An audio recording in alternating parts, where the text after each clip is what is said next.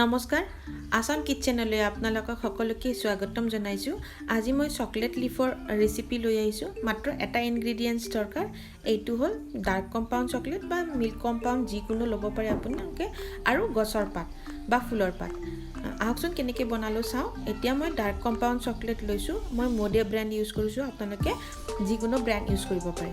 এতিয়া মই চকলেটৰ ষ্টিকটো সৰু সৰু টুকুৰা কৰি লৈছো আৰু মই ডাবল বইলাৰত এইখিনি মেল্ট কৰি লম।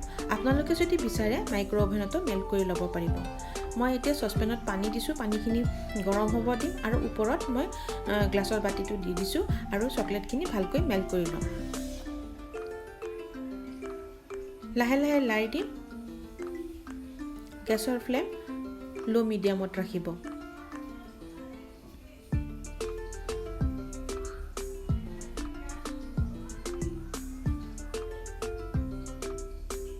চকলেটখিনি মেল্ট হৈ গৈছে। এতিয়া মই গেছৰ ফ্লেম বন্ধ কৰি দিম।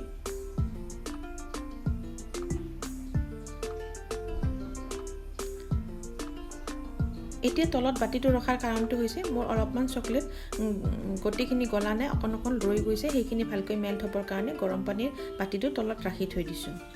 এতিয়া এইখিনি মই ৰুম টেম্পাৰেচাৰত ঠাণ্ডা কৰি ল'ম।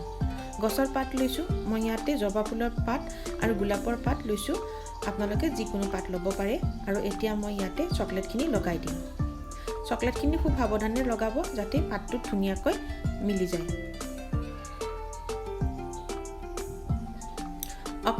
অকণো যেন পাতটো খালী নাথাকে, ভালকৈ লগাই ল'ব চকলেটখিনি।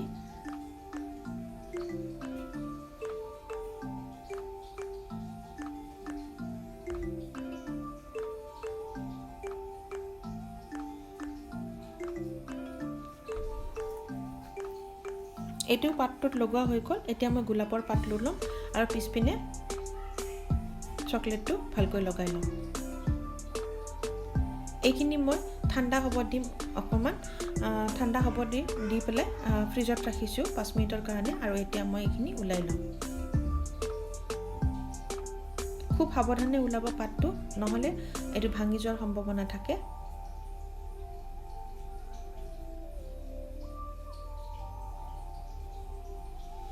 পাতটো ওলাই ল'লোঁ। এতিয়া মই যিটো পাৰিজাত পাতৰ সেইটো লিফটো উলিয়াই ল'ম এনেকৈ।